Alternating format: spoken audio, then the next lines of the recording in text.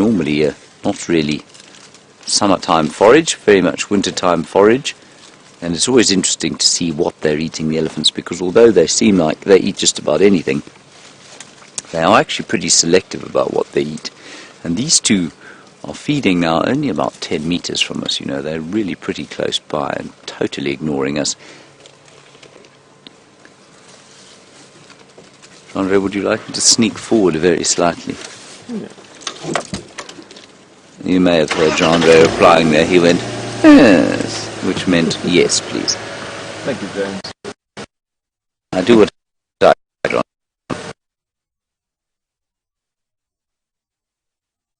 Chris, but of course you're right.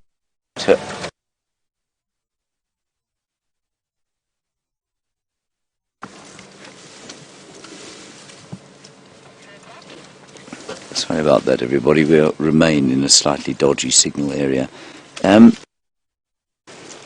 You were quite interested in why it is that she seems to have a missing trunk as well. Not trunk, a missing tusk.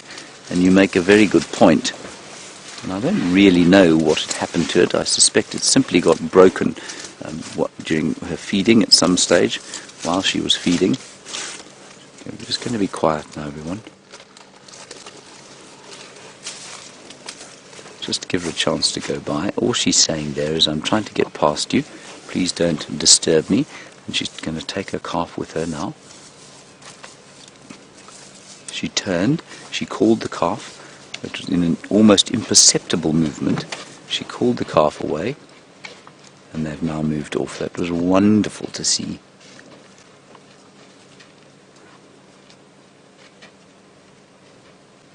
That's really very special, everyone.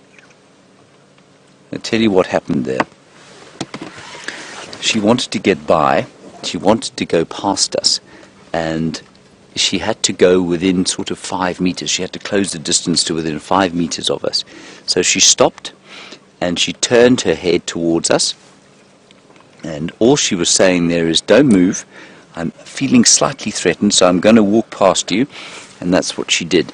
She didn't at any stage show any aggression, which I think is fantastic. Then when she got there, she turned like just slightly to her left like that, and she obviously gave some kind of a signal. She must have given a call of some sort, and the little one then followed her away. Wonderful stuff. Alrighty. Let's try and go a little bit forward now. I'm going to have to wait for her to move out the way, though, before we go past here.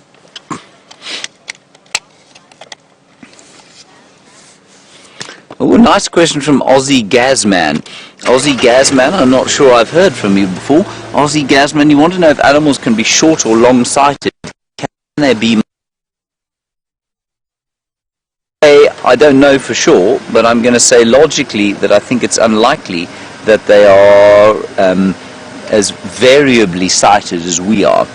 And the reason for that, of course, is that they have, through selective breeding, those with bad eyes would probably have been bred out of the population.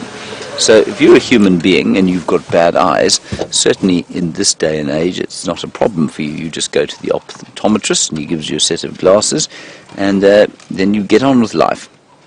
And that means that the genes that provided you with your short sight or long sight will be perpetuated into the next generation. Now, if you were a Stone Age human being, that would have been unlikely the case, because your ability to hunt and forage and find things to eat for your family would have been compromised, and so your genes wouldn't have moved on into the population like they would have now. And so I think you'll find that there were far fewer myopic and long-sighted human beings during, say, the Stone Age. So if you look at something like an elephant, if an elephant was born with short sight and short blurry sight, and we know that many of us have that, you'll find that it would really struggle to survive and therefore struggle to leave offspring. And therefore, the chances of it, that sort of myopia and long-sightedness carrying on in the population would be that much reduced. So I'm going to say no. Yes, I'm sure there's a small variation. I don't think anything like the variation that there is in human beings' eyesight. Much the same as diseases like diabetes, type 1 diabetes, which is being perpetuated by modern medicine. I say that in a kind of negative fashion. I don't mean that negatively at all, but it does mean that the genetics around type 1 diabetes, for example, which would have killed somebody, say, 200 or 300 years ago, they're not killing people anymore, and so those genes are being passed on into further generations. And I think it's much the same with something like myopia. Righty, I think we might leave these elephants and see what else we can see. Brent is on his way to those lions, I think, so let's go and find out how close he is to them.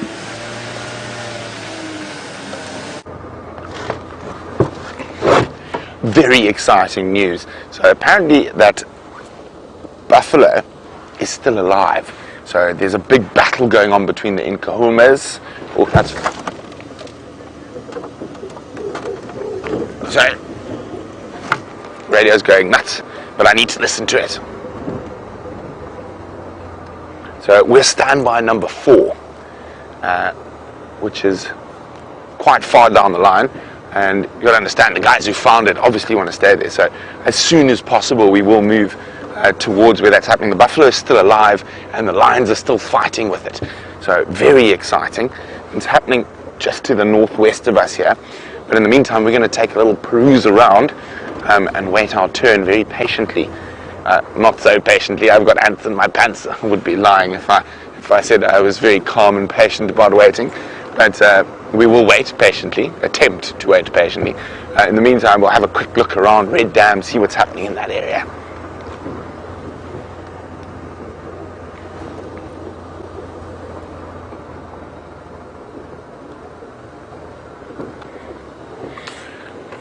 Well, hello, Mary Edwards. Mary Edwards is asking, are these the same people who did Safari Live on Nat.Geo Wild during Father's Day weekend? It was us, Mary, guilty as charged. So we do it every day. Strange enough, so not only on Father's Day weekend, but on WildSafariLive.com, we are here 6 hours a day, every day, 365 days a year. So, welcome, Mary.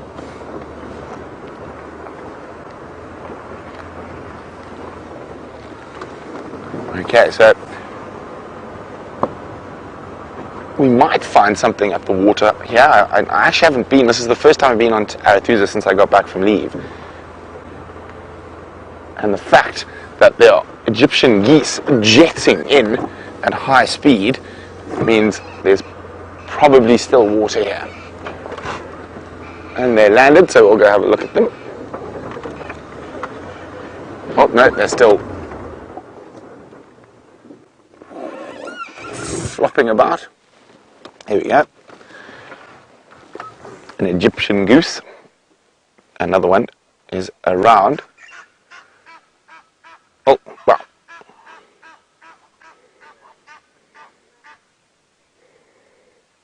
So you have already seen Egyptian geese this morning squawking with James. And there we go, and there's another one. Landed on a nice big knobthorn tree. Actually, both of them have.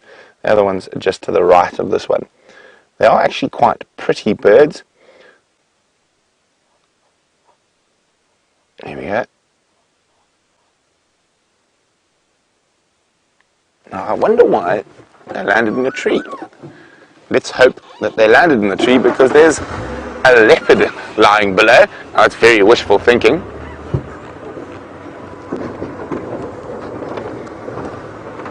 I haven't seen any tracks or sign of a big cat. There's a hippopotamus.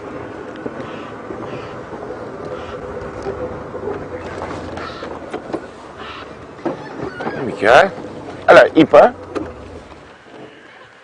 Now, the hippos are going to be severely affected by the drought.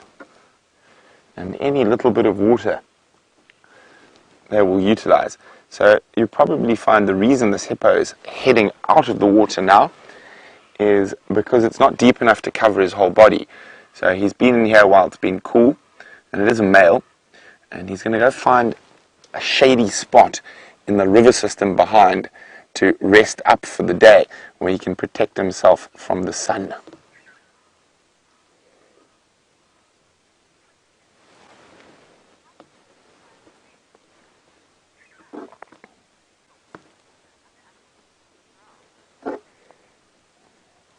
Well, Deb's wondering, how do hippos find food if they only feed at night? Now, in a drought like this, they actually might feed during the day as well, but not too much. If the sun's out like it is today, it's going to find a nice spot to hide.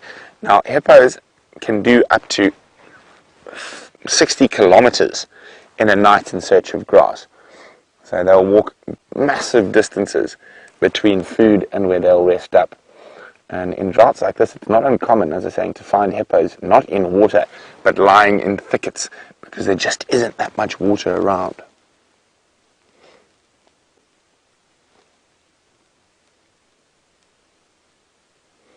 So he's heading down towards the river.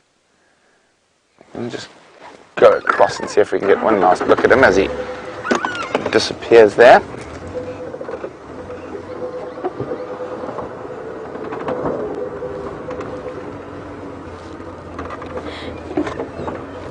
Just make sure there's nothing else at the water's edge. Oh, there's some birds, but we'll come back for them.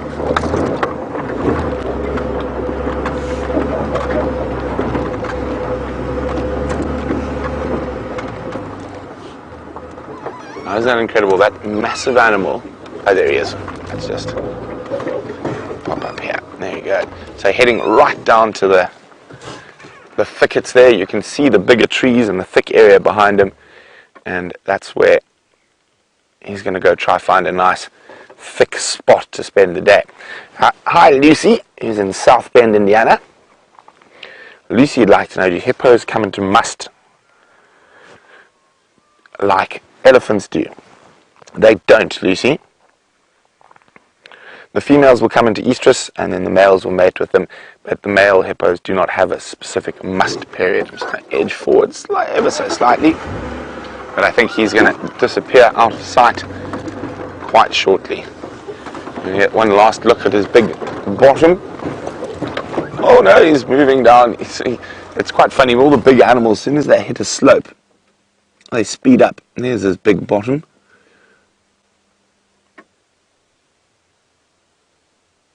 And off it goes. Let's go back to the water hole. See what's happening there. And quite nice to see a hippo out the water.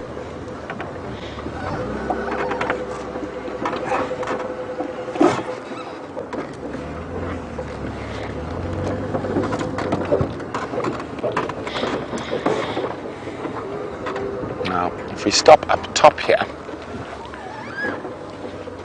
and we can have a look at the sort of terrain that's around us. So this little water hole is a man-made water hole and a pumped water hole, but it's in a little river system. And if we have a look, there's another river system there, and you can see how the trees change as we move through this area.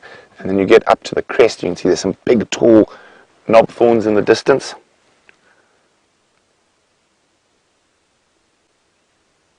And these little bits of water are going to become so important in this drought.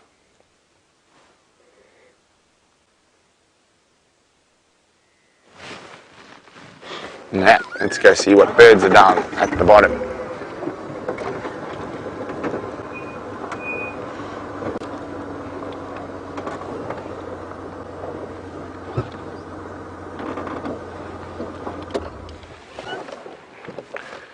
So, there we go. Looks like just some Cape turtle doves at the moment.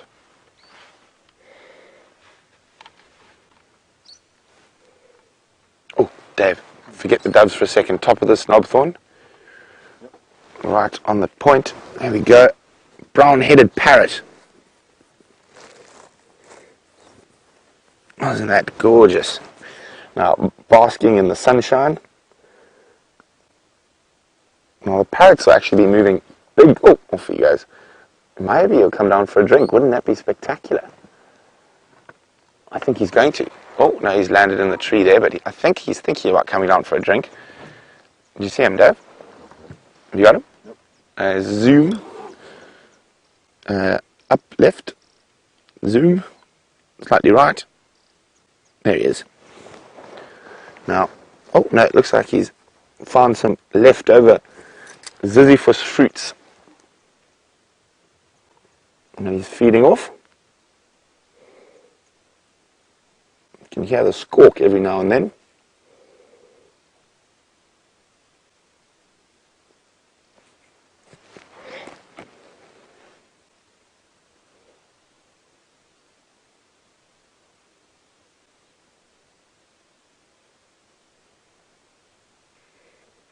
Oh, I just need to listen to the game drive radio. Sorry if I'm silent for a second.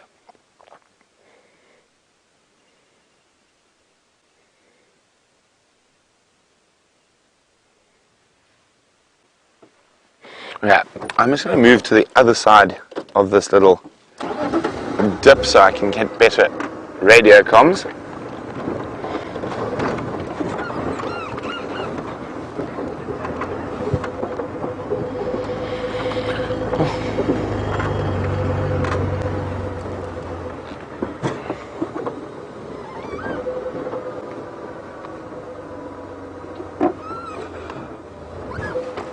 Actually, let's go the other way.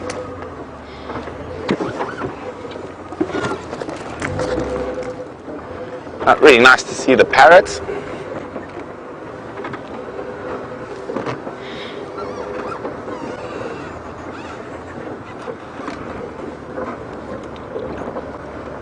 Hi Debbie. Debbie would like to know how many lions are involved in this killing of a buffalo. I said she was watching the sunset drive and there were 3 with Jamie trying to catch buffalo. Debbie, I don't know. I'll find out as soon as we get there.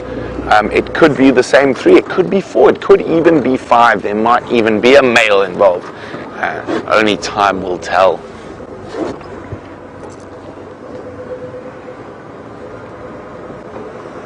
Now, this is the area that hippo moved into, somewhere in this thick stuff here. Maybe we'll get another visual of where he's found a spot to snooze from here, but you don't want to put too much pressure on hippo and drive up to them when they are in their sleeping spots, especially in a drought year, because they will be maybe a little bit grumpy.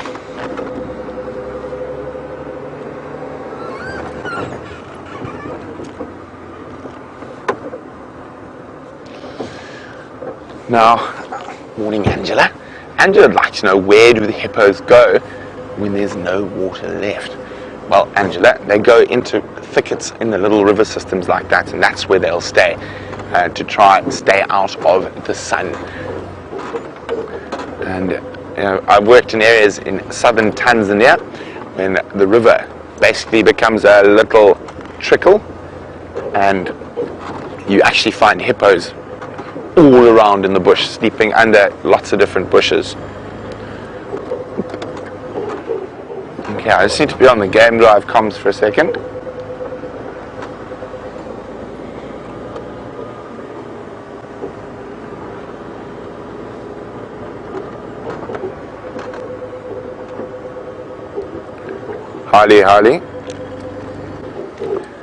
Harley, what's the update on the lineup there?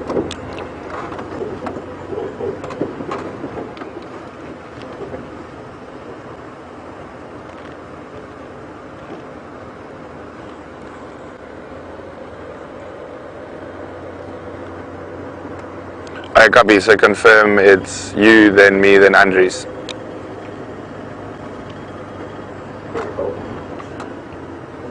Copy, will do.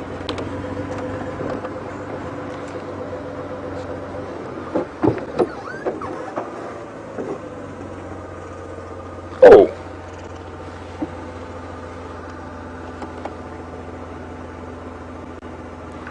Hello. Copy, thanks. There's male leopard tracks, very nice ones.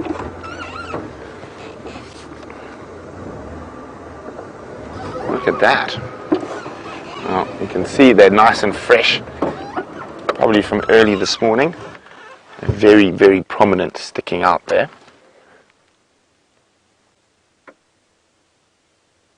Well, let's see where these leopard tracks go while we wait to go see what's happening with those lions.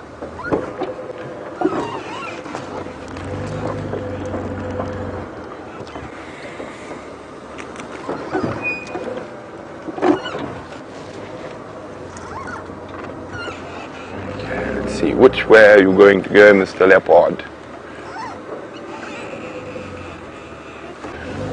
This way. See the tracks there, Dave? No, you don't. Yeah, they're there. Let's go see where this leopard's heading. So we're in the sort of northwestern area of Arathusa at the moment, where those lions are just behind us.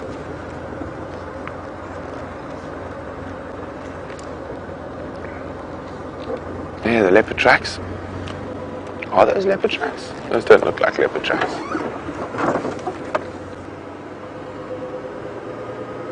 Now,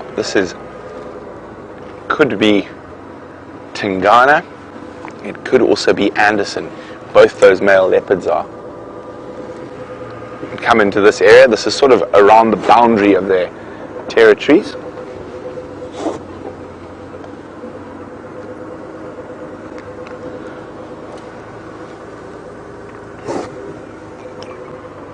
Now, Anna-Marie is wondering about Mvula. He was actually seen this morning in Buffel's Hook, but then he went into the Manyeleti. So he's all over the place at the moment. So he doesn't have a set territory, he just bombs around trying to avoid the other dominant males. He doesn't look like he knows. The male impala. Oh, off he goes. Now ideally we want to hear impala snorting to let us know that there's a leopard around.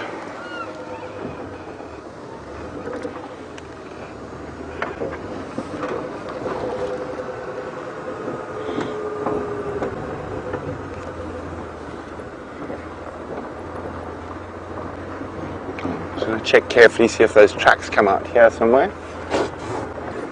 If not, we're going to loop around again and start from the other side.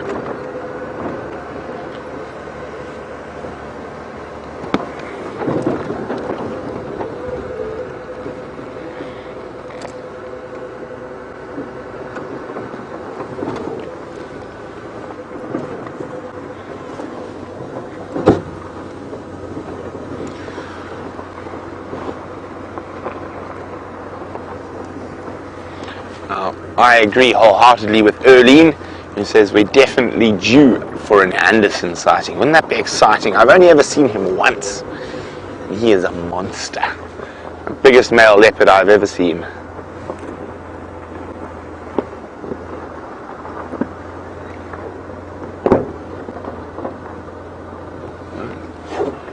No tracks coming out here yet. Maybe he ducked down back towards the Marakene creek system.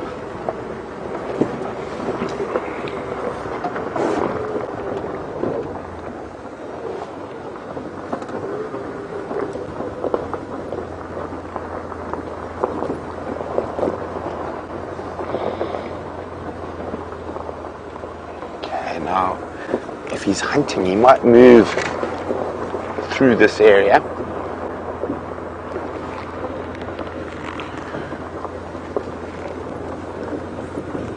Just looking for that little dappled pattern, that exquisite rosette markings.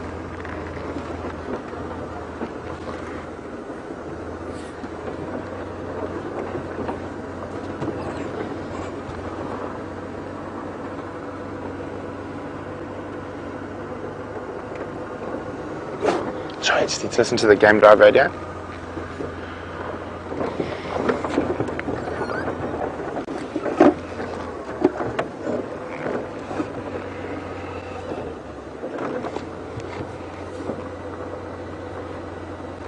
Need to listen to this, sorry.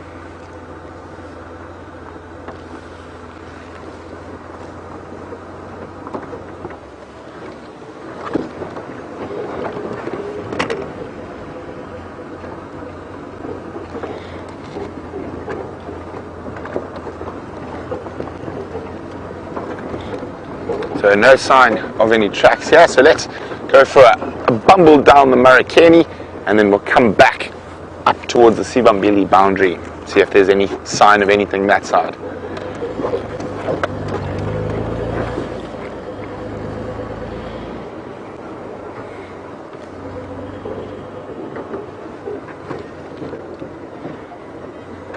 It's an absolutely exquisite part of Arathusa, in this little river system.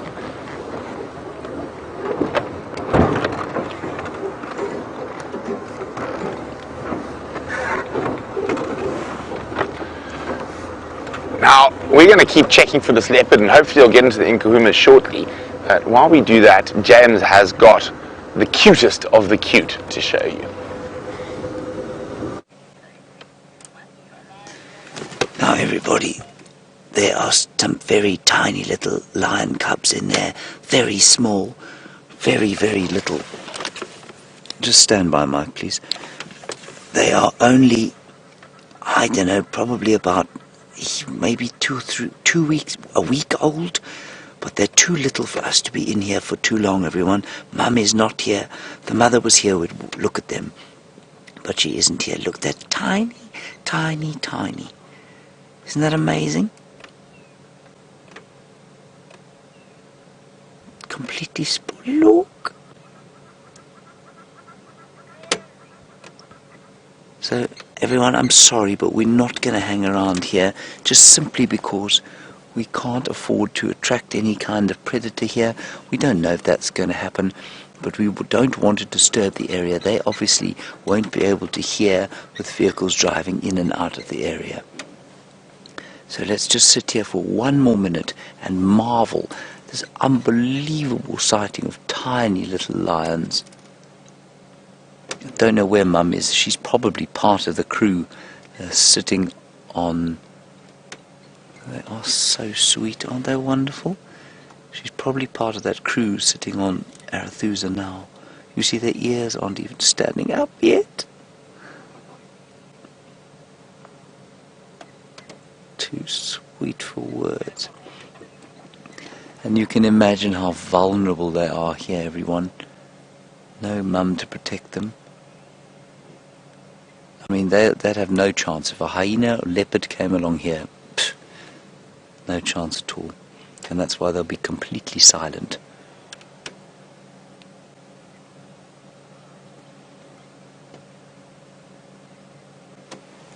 I'm going to take one picture, everyone, and then we're going to head out of here.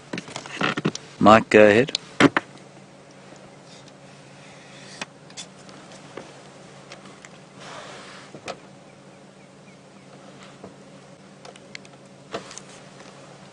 What's your head, Jen? Sorry.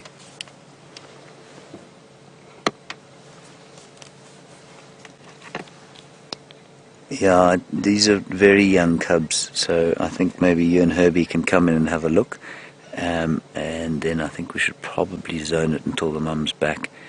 They're very small, and definitely only one vehicle at a time, so whoever's closer between you and Herbert.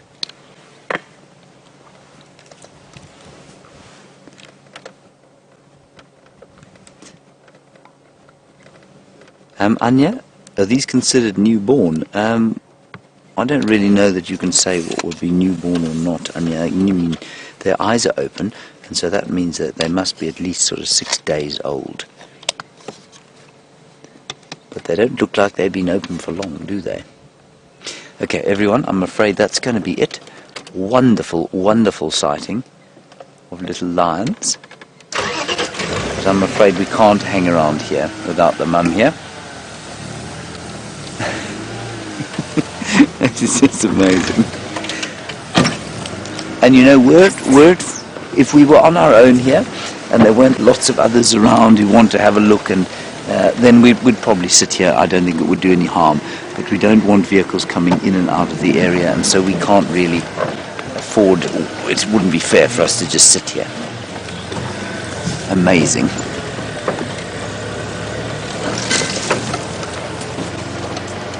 So there were 3 of them there, everyone, just 3, and I mean, yeah, 3 little cubs there, and 3 obviously in the other group, so that makes 6 in Kuhuma little cubs. And remember, we saw 2 when we saw them at the dam the other day, the whole pride. We saw at least 2 of them lactating. That's why. Oof, I'm about to be stabbed in the eye by Wendy, obviously because I've been so nasty to her, or about her. And so that's, yeah, we've got 6 little cubs around. Isn't that great? And with any luck, they'll be spending a lot of time here and not too much time on Buffelshoek, which is very close to where we are now. This is marvellous, marvellous thing to see early in the morning.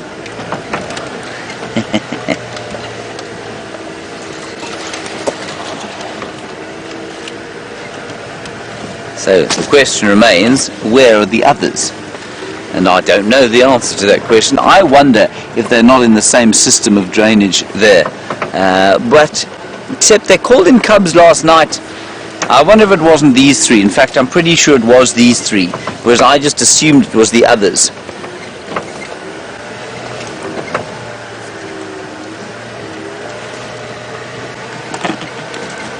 I'm just going to call Mike in. Mike, make your way in there. You'll see where the tracks go.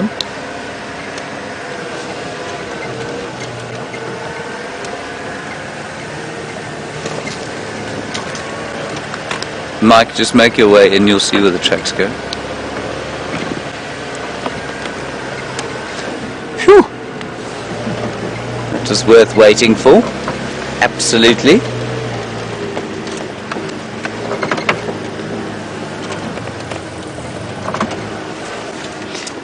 Anna-Marie, you say if we walked over there and picked one of them up, which I must say is very tempting indeed, would we leave our scent on them, and would the mother get upset? We'd unquestionably leave our scent on them.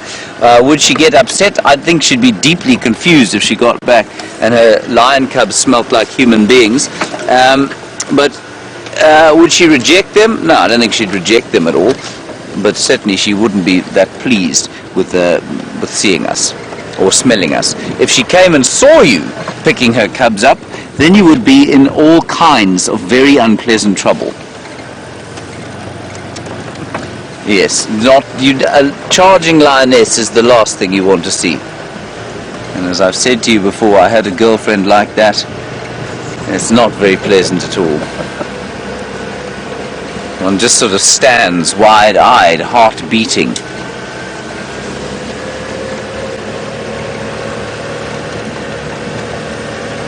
Right, let's see what else we can find. I think we're going to head back towards the hyena den now. Unless we go, yeah, we're not. We're going to go down towards the south, roundabout where Brent had those female leopard tracks. We might bump her popping out onto the road with her little cubs. That would be a good way to sort of complete our morning. But there's a very nice kudu there, very well hidden.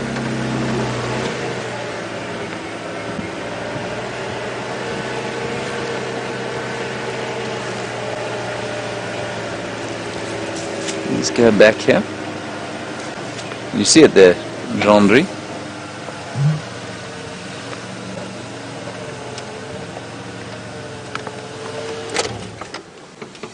Lovely big bull. Look at the size of his horns. He's absolutely massive.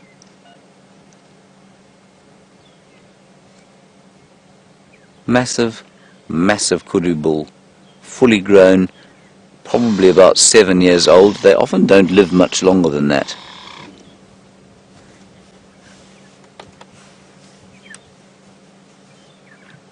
Beautiful.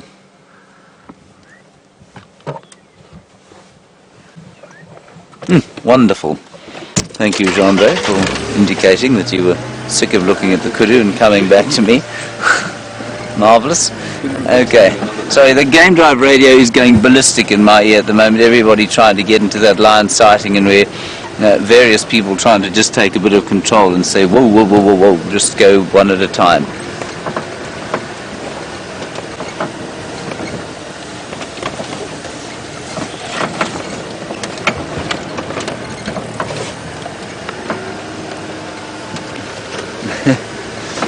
Aussie Gazman, you're worried about this drought and you say you hate to think of the day when you come on drive and there are no animals to see. That would indeed be a sad and sorry state of affairs, Aussie Gazman. I think you'll find it's an unlikely scenario, and I think it's an unlikely scenario because the predators are going to have an absolute field day at them as the drought wears on, because it's largely the herbivores that are going to struggle. And they're going to struggle because it's them that are going to run out of food first. Only if we have a drought, I think, that is, say, 2 or 3 years in extent, would we have a situation where we'd have all the predators starting to die off as well. So yes, it's going to get harsh, the landscape, certainly as we go towards the... I'm just looking at the tracks here. It's going to get harsh as we go towards the very end of the dry season. There may even be some die-off of animals. I'm not sure around this area.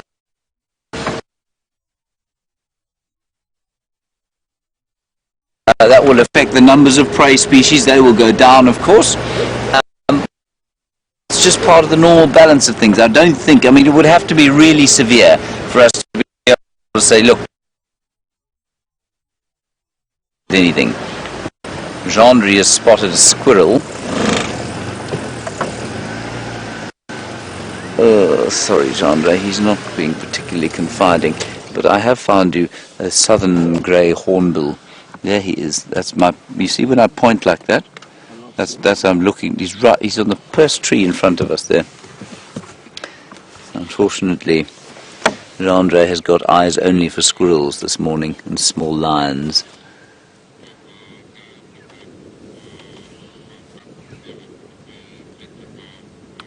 Beautiful.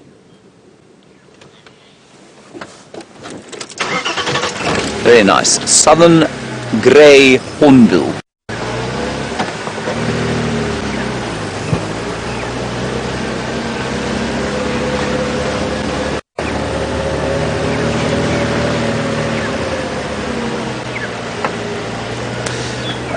So a number of you are confused about that sighting, there being no mother there, and how could we go in?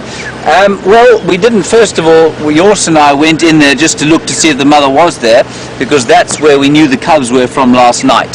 So we've gone in there, we had a quick look, we realized the mother wasn't there. We had already impacted the area by being there. By pointing the camera at the lions, it makes no difference. And so what we did was, once we realized the mother wasn't there, we had a quick look, turned around and went back out again. So that's what's happened there. I don't believe we were in any way negatively affected, those cubs, but I think having cars going in and out of there would certainly compromise their ability to see what's going on. And certainly to hear any potential threat. And those are very small cubs.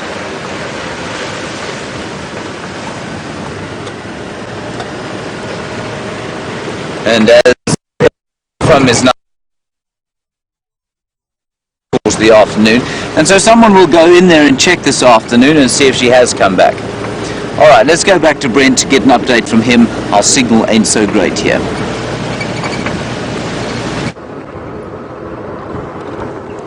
So we're now on standby number 1, but we're still tracking that male leopard. It is being confirmed that Tingana was actually seen earlier this morning, so it is Tingana's tracks, not the monster Anderson. So, and he was seen very close to where we found those tracks before they lost him. So these are really fresh tracks, and I'm just hoping we manage to catch him before he crosses into Sibambili. And we're about to go onto the Sibambili boundary now. We found his tracks heading almost due west. So let's see if we can find him while we wait to go to the lions.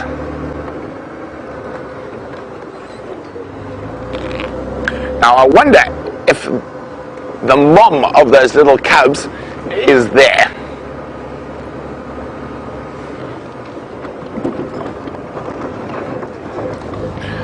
Hi, Marianne, who's in Arkansas. Man, I'd like to know, what is the largest recorded male leopard? As far as I know, it's about 100 kilograms, so it's just over 200 pounds is the largest ever recorded male leopard.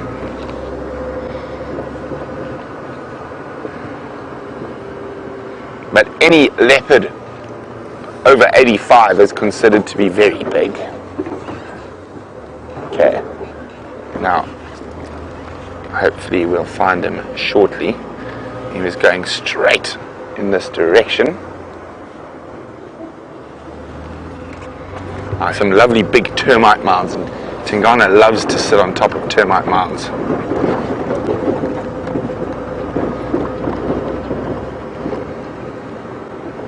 So from where his tracks went into the block, and we should be almost opposite us now.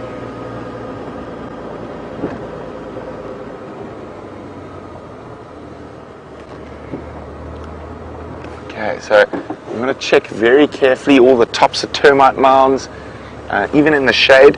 He might have stopped for a rest.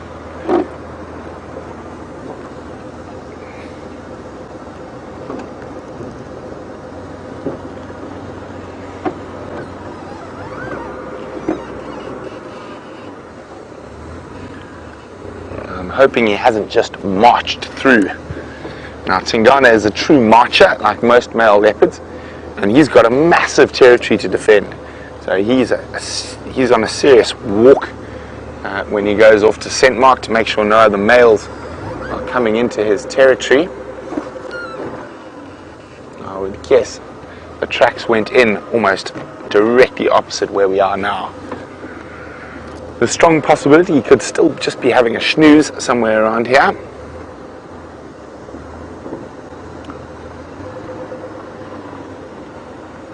Okay.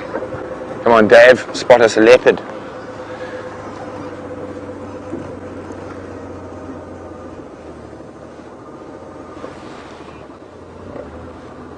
Oh, look at that. Marshall, looks like a Marshall eagle. Or is it? I can't see clearly. Let's wait for the zoom. It's not. It's a, is it? A leopard? Is it no, I can't really see. It's a vulture. Let me just have a quick look now. And it is the rarest vulture species we get in this area. It is a white-headed vulture. And it's got a very full crop. But I think it might have possibly spotted those inkahumas with the buffalo. Look, a quick look down. That's the rarest vulture species we get in this area, the white-headed vulture. Now, I think there's only, if I remember my facts correctly, I could be a bit rusty on it, but there's only 16 breeding pairs in the whole Greater Kruger. They are more common up north in Africa, but in this area, not so much. And they've definitely spotted those inkahumas by the looks of things. So they're circling above, or maybe they haven't. Maybe they're a bit slow this morning. But let's keep checking for Mr. Tingana.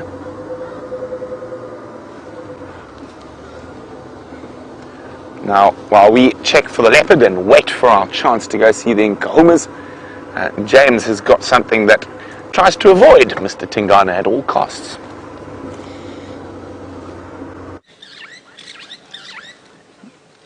I'm not sure what the Tingana reference is all about, but hopefully he'll pop out and devour one of these things as we sit here. Of course, it is compulsory when you live in the bush to stop for impala at least once a day. And here is our impala sighting. 3 stunning males. And they just formed a little friendly bachelor herd here. Their testosterone levels having plummeted after the rut. Although yesterday, I went for a very nice walk in the morning, and there was a great deal of rutting behavior going on, which was very odd for this time of the year. Go a little bit forward.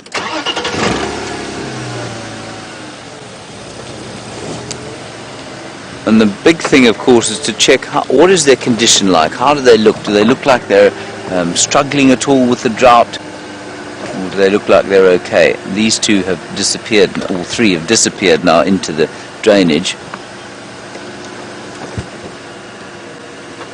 But you say, I'd say they're doing fine, you know. I don't think that they're looking too rough at the moment. Justin, you want to know what percentage of animals die off during a major drought. Justin, it's almost impossible to say. What are we looking at there? A monkey. They're far. Okay, never mind, everyone. Justin, it's impossible to say because you know what is a severe drought? Is it 1 year? Is it 2 years? Is it 3 years? During a drought like this, I don't know. I think it's quite difficult to say. I think you might have, say, in the hippo population, you'd have quite a severe die-off. If left unchecked, I suspect you'd probably have a die-off as bad as maybe 20% of hippo in the Kruger National Park, which is a huge number of hippopotamus. I know lots of them have died, maybe not that many, say 10%. Buffalo, maybe sort of around 5%. So the water-dependent animals like buffalo and impala and zebra, well, they're going to have a much larger die-off than the others. But then animals like eland and steenbok and kudu, which aren't so water dependent, I think you'll probably have maybe 1 or 2% will die off as a result of this particular drought.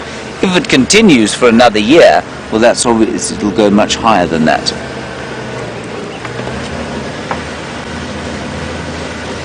Right, we're heading towards the Djuma Dam pan now, and we're going to go over the dam wall and straight towards the high den. See.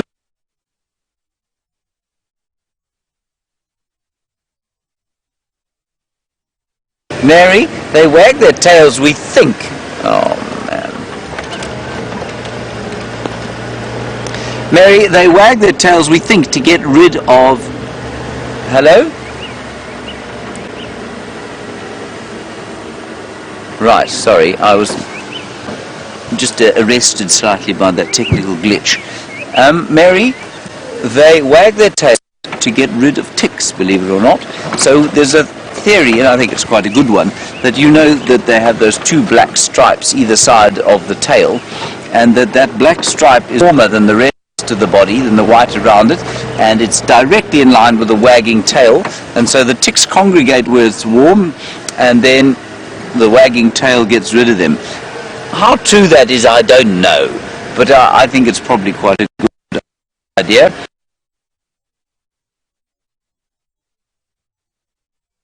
The fact that they're not long tails like, say, a zebra or a wildebeest or a giraffe tail, which flick round and get rid of the flies, I think lends credence to the fact that they could well be getting rid of ticks. Get into a position here where we can have a look at these nyalas. It'd be quite nice through here, through the trees. Is that any use to you, Jean-Andre, or is the tree in the way? In the way of one. Oh, there we go. There she is. She's looking at us with a deep sense of suspicion. Why are we stopped here looking at her? What on earth would we be doing that for? They are the most beautiful, I think. Alright, now we know that they're struggling to find things to eat, and we know that, yeah, you can see eating a scraggly stick. And troglodytes are known for not only eating grass, and dry times like this, go and have a look what else they like to eat.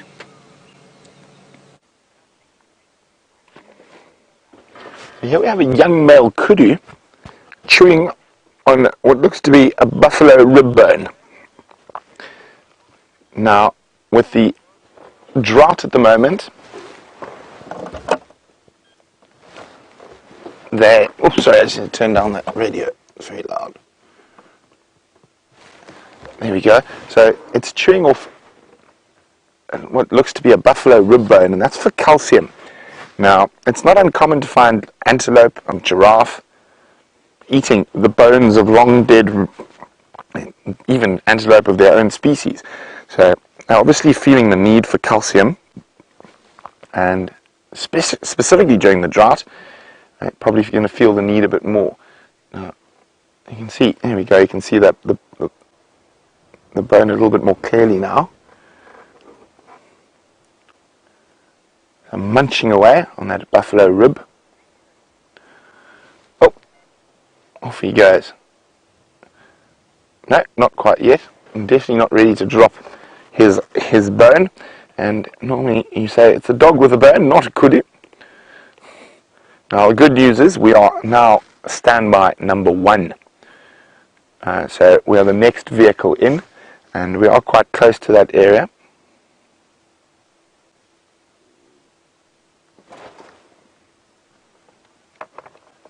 So it's got to be on the games already. Ephraim, standby number 3 available behind Ephraim. Standing by. Sibambili, Arathusa cut line quite close to Triple M.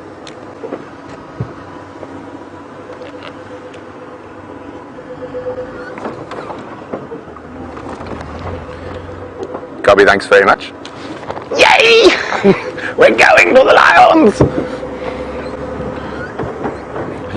It has been quite a wait. Now I think I've been quite well behaved and patient, but I literally have had ants in my pants the whole time.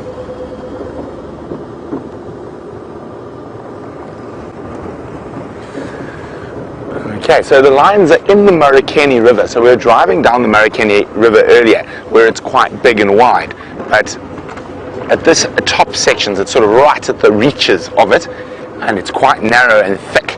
So we're going to go try and find our way into where the Nkuhumas have killed the buffalo. So when we first found out about it, the buffalo was still alive and stayed alive for quite some time. So I wonder how many lions are there, and who's there. Is the mom of the cubs there? Or both moms of both sets of cubs there? We will find out in a few minutes.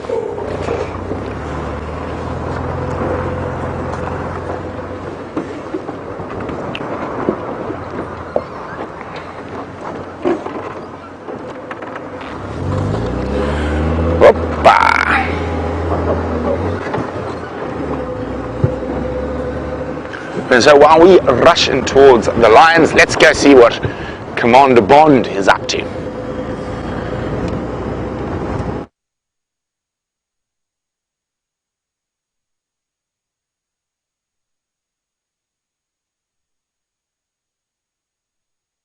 Everybody, sorry about that. I managed to pull my piece out, but it's back now. And we're heading towards quarantine clearings. Finally, Brent is managing to get into that lion sighting, and of course that's not an aspersion on Brent at all, but today of murdering a buffalo.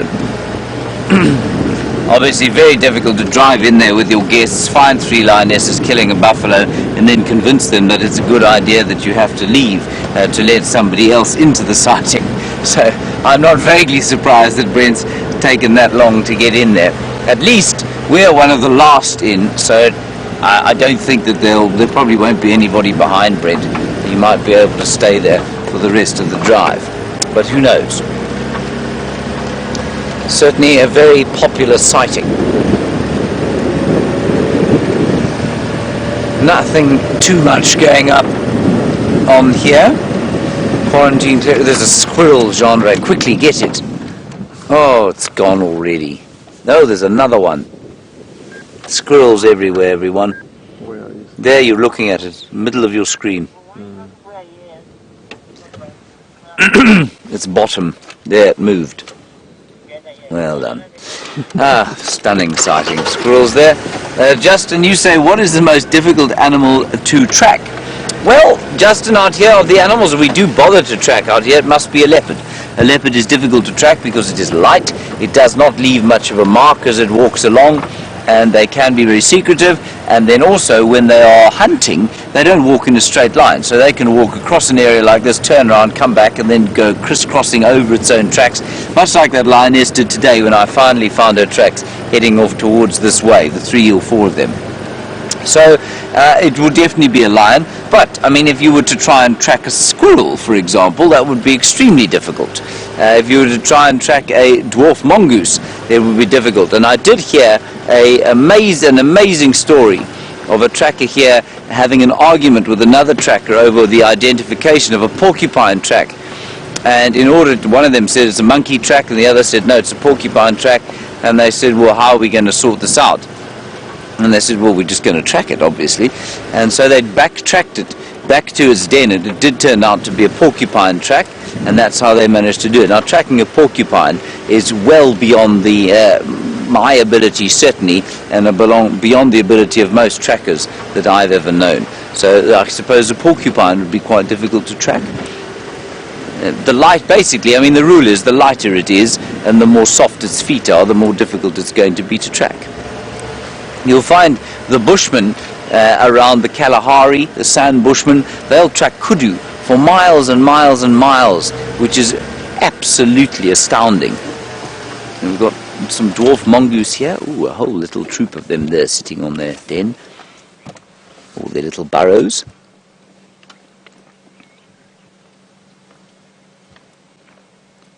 Wonderful there. And their little burrows, enjoying the bit of heat coming out from the termites there, the metabolic termite heat. And you can tell, a very peaceful day, very little sound at all. Just the odd virtual starling going quack, quack, quack, quack, quack. Otherwise not much. Now these mongoose would have just come out of their little burrows, sunning themselves. They'd have engaged in some allo grooming. In other words, a grooming of each other, and they'll just now be moving off to forage. They'll be looking for scorpions and millipedes and any other kind of thing that they can get at this stage. And there are just not that many things that they're able to get at these days, because there's not much in the way of insects, very little in the way of fruit, not much in the way of eggs even. And were you to drop a couple of chicken eggs off at this den site every morning, I think they'd be extremely happy. But it does indicate, you know, all the birds, all the mongoose and the squirrels and all of those sorts of animals that you'd think, if you read about their diet, you'd look around us here and you'd think, goodness, there can't be anything for them to eat. Somehow there is. They find all sorts of things to eat. And that's because there's a lot more in the invertebrate or insect world that we know of. Ooh, Brent has not got the lions, everybody. It's very disappointing. He's got something else to show you. Now we're on our way, we're probably 50 meters from the lions, and it looks like, who is that? Looks like Tingana. Yes. Yeah. Sorry guys, just going to wait. At the moment he was Lanzering Mala, he's now stationary on the Shidulu. He's coming back to the northeast now on the Morven Konzo, coming into the sighting. So we're going to stay with the leopard now while we can, and then we'll go to the lions next. Now this is not uncommon that a male leopard will actually come see if they can hear lions feeding. They come have a look.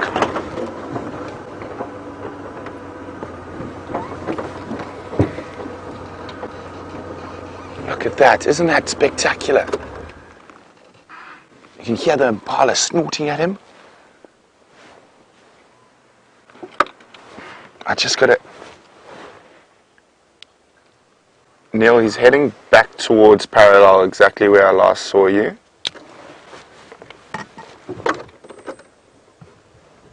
So he can hear the lions, he keeps looking back down. So we're going to stay with him, we will go to the lions now. Oh, Dave, watch the thorns on your bottom. Okay, I can just make him out through the thickets.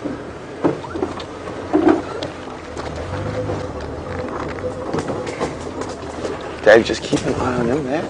Can you see him still?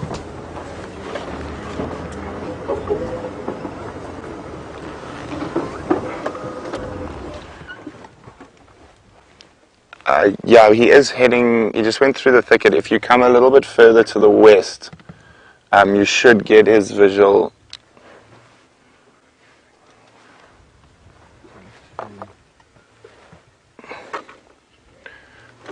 Okay. Right, there we go, Dave's got him. Here he is. Okay, so now we've got decisions to make. I think let's go. We've been waiting so long to see those lions, so we're going to keep going to those lions. And then if the lions are being boring, we'll come back to the leopard. Okay, now I got too excited there. I've got to figure out where the lions are. It looks like the tracks go that way. Neil, I'm going to head towards those Ngala.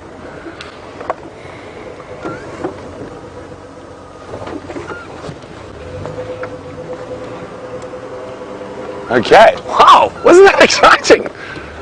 I mean, it's always no, we've got a lion on the brain, literally all we can think about is lions, and then a leopard right in front of us.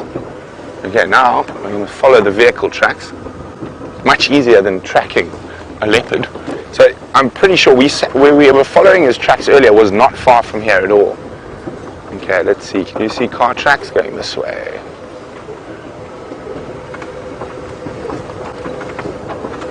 Okay, so apparently this is in quite a difficult area where the Nkuhumas are. So I'm just going to see if Harley has got my vehicle audio. No, let's go that way. They did say it was a particularly difficult spot and that people have got lost, so there's lots of car tracks going in lots of directions. But I think we're on the right track.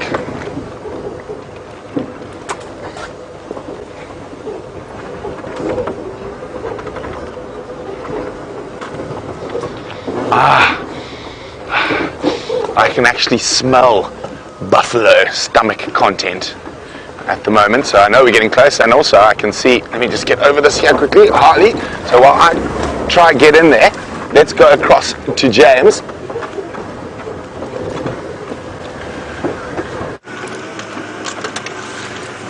Unbelievable stuff that, isn't it? Really quite astonishing. We've come here to the hyena den, and there don't appear to be any hyenas here, which is very, very irritating. Especially as it's our second trip here today. It's warmed up so nicely. I would have thought perfect conditions for a little hyena to be enjoying the sunshine. But I'm afraid the hyena den is entirely inactive. And I have a little suspicion today that maybe I should check the Mvubu Road den. Maybe they've come back here, but I can see plenty of very fresh hyena tracks around the base of this hole. So they are around somewhere. And maybe come through here. And it's quite possible she came back, fed them, went off foraging again, and they've just gone back inside. I mean the little cubs, which are now, what? They must be three weeks old, I would have thought. 3 or maybe even 4 weeks old.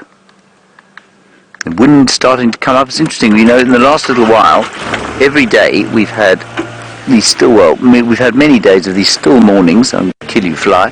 Still mornings, and then as soon as the sort of heat starts to build a bit, a wind comes through. Everybody, Brent has managed to get to Red Dam and the lions.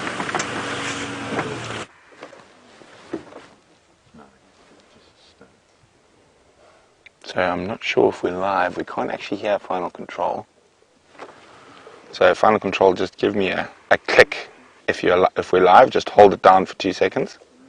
We're right in the bottom of a drainage line, so the radio signal is not very good.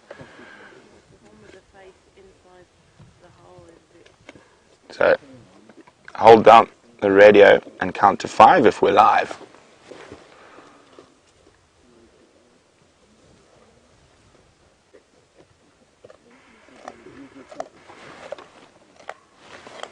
Okay, so I'm just going to assume we're live because I can't hear Kirsten in Final Control.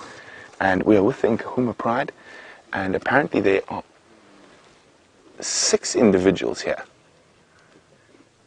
Now, I can only see the 2 lionesses at the moment that are feeding.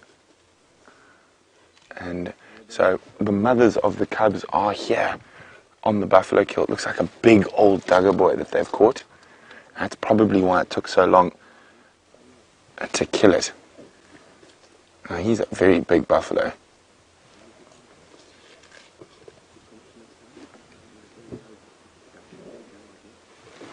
So I'm trying to see that others are sleeping in the back. I can just see the remnant, or a belly in the distance.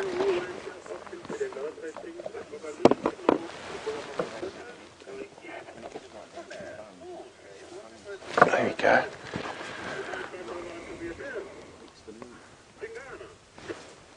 Okay, it sounds like Tingana is actually getting close to going to Djuma as well. So I'll try to call James in a second.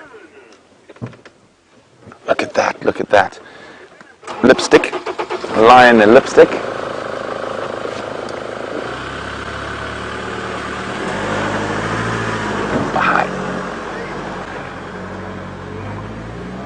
Okay, I know Kirsten's trying to talk to me, but I can't hear her. I'm just going to reverse slightly where my aerial might be a bit higher. Okay, now, as I said, I'm not 100% sure whether we're live or not. And I'm just going to try. There we go, okay. I'm just amazing that. I moved a meter and now I can hear Kirsty.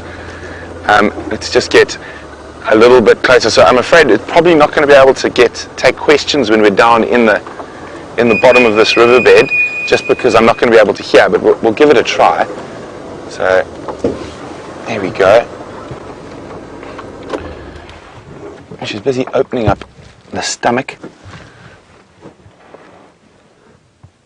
Oh, beautiful lines.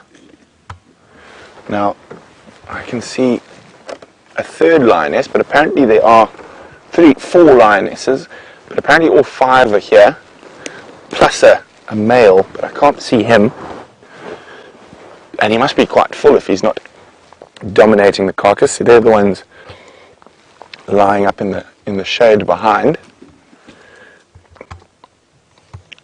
Now, nice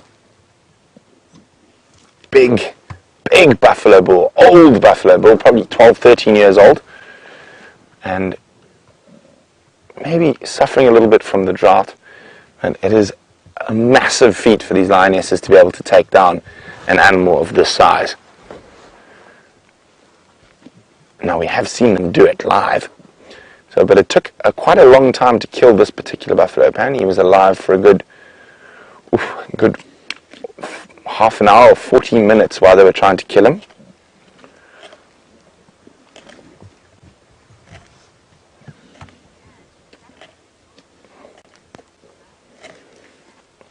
Well, hi Marianne. Marianne's wondering if it is unusual for a buffalo to still be alive while the lions are killing it. Not at all. I think the longest I've ever seen a buffalo take to die was over an hour, and the lions were actually already feeding on it while he was bellowing.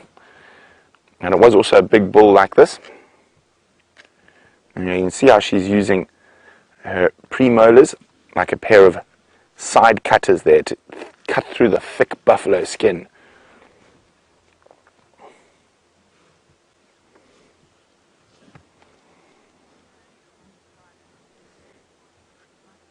So I'm just going to... Okay, so Tingana's crossing her over at the power lines. So let's see if James is close by. So I'm going to just let Kirsten tell him that Tingana has crossed into Djuma at the power lines. And I think Ephraim is with him at the moment. Okay, let's try and reposition a bit. I think I've got a plan where we can have good comms and a good view.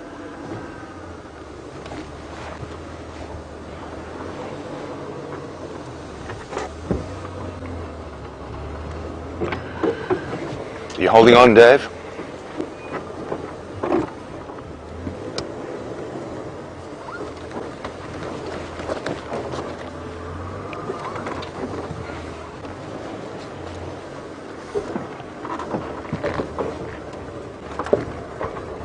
Ooh, we don't want to get stuck next to a lion now, do we?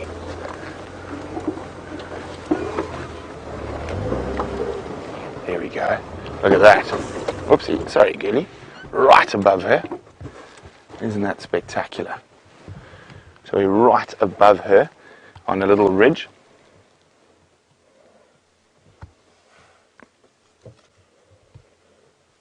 this. Now I'm gonna keep quiet and let you listen to this. So Dave's gonna put the sound up.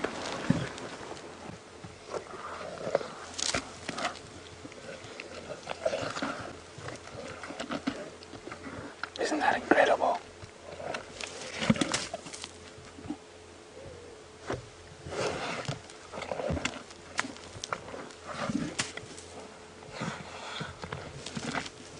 Yeah, ripping the meat.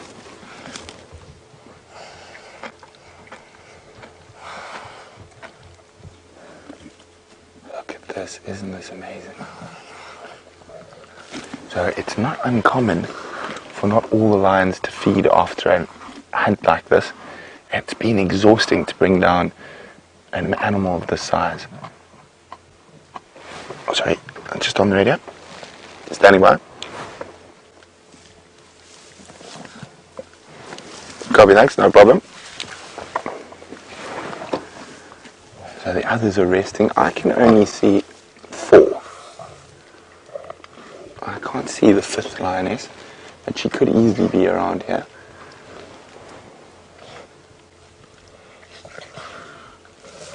Now, for the Nkahuma's sake, let's hope the Birmingham boys don't find this. And I'm surprised that white-headed vulture we saw earlier didn't spot this.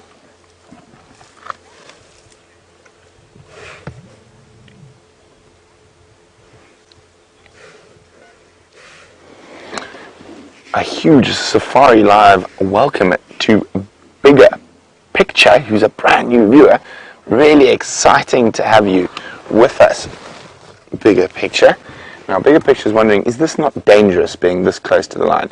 So the lion from her, if we come out a bit there, Dave, you can see here I am, and to her bum there is about, oh, there we go, Dave's got a measuring distance thing. I think it's about 6 foot. 4.9 meters. No, a bit longer than 6 foot. I think your measuring device is slightly out, Dave. That's definitely not 4 meters. I'd say it's probably 2.5, 3 meters. Yes, well, it also could be because we're on the height here. So the reason it's not dangerous is we're in a car. And a car has only been around for about 100 a year, just over 100 years. So they don't have an instinctive response to vehicles, and they also don't smell like anything they know. So it doesn't smell like any potential danger. It smells like gasoline and oil and hydraulic fluids and stuff like that. And that overpowers most other smells. And lions don't see in detail like we do. So they probably don't know there's a person on the vehicle. It's just this thing that follows them around that is not worth chasing or eating. Now, these lions have grown up with safari vehicles around. Look at that, her head's right inside.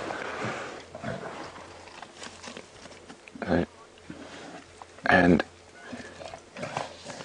if you drive carefully and respectfully around them, they enable you to get incredibly close like this. And we're just very, very, very lucky to work in an area where the lions are this relaxed. Now, I've worked in areas where lions run from cars. And it's taken me 3 to 6 months to teach the lions that we're not trying to hurt them, that we're not a threat to them. Oh, this is absolutely spectacular. Now, fortunately, these lions are going to be here for quite a while, probably 2 days or so, unless a male joins, or hyenas decide to start chasing them. If there is a male here, the hyenas will stay away, but if there's no male, the hyenas in the right number, I think it generally works out to be 4 or 5 hyenas per lioness for them to chase the lioness off. And it also depends on how full the lions are and how hungry the hyenas are. But I think by the sunset safari, vultures will have descended. I think these trees will be littered with vultures come sunset safari.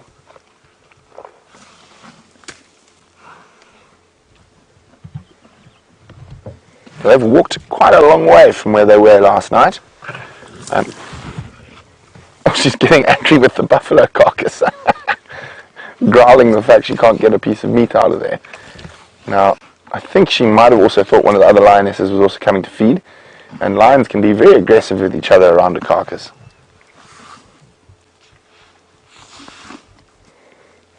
Now you can actually see there, that is the hip, the pelvis. You can actually see the bone there. And then through that hole there, you can actually see one of the 4 stomachs. And I'll try to avoid popping that as much as possible, but eventually it will. Now, Cecilia, who's in the UK, is wondering, did any of these lions get injured while taking down this buffalo? Cecilia, it's very difficult for us to tell at the moment. We've only seen one really get up and walk, and she looked fine. The others are lying down in the shade, so impossible for us to tell just yet.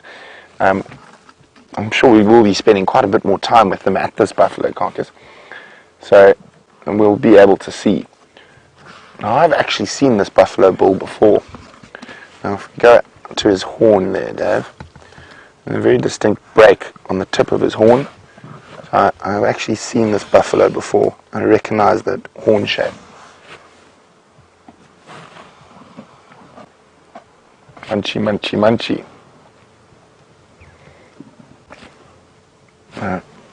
You can still see there's lots of flies around, and those flies were probably on the buffalo. Oh, are you full as well now? Oh, look at that belly.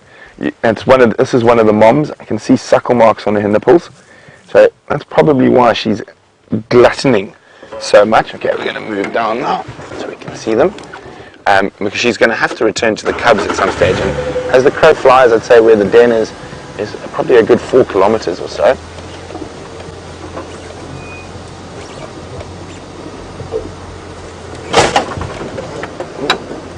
Here we go. Now I can see 1, 2, 3, 4, 5. Okay, I can see all 5 lionesses.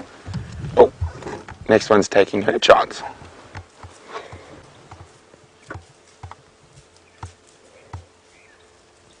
So they can sort of eat about 8 to 10 kgs in one sitting. And then they do have a very fast digestive system. And then they'll go rest, and then they'll start feeding again. Let's try a bit further back.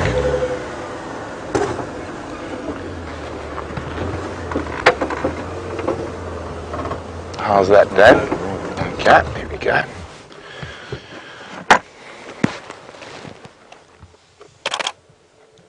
Isn't she gorgeous?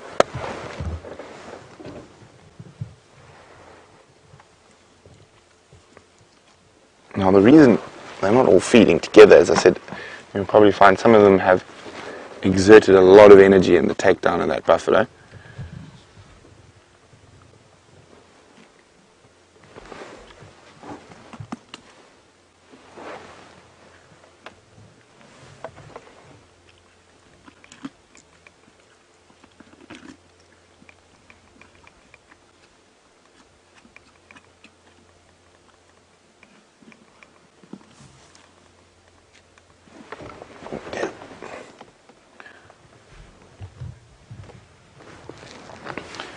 Okay, well, we're going to sit here for the last few minutes of drive, watching the Nkahuma lioness tuck into her hearty protein-filled breakfast.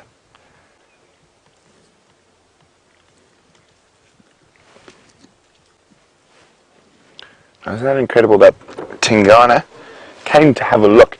Now, I've seen this happen in lots of occasions where the leopard will actually hear a lion feeding or hear the takedown and will come investigate and just have a quick look from sometimes quite close by.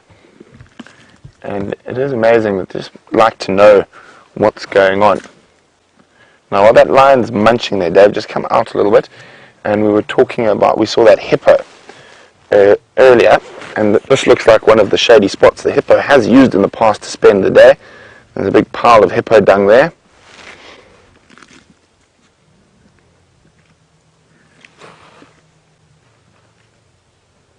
Look at that, isn't that spectacular? I actually haven't fed much at all.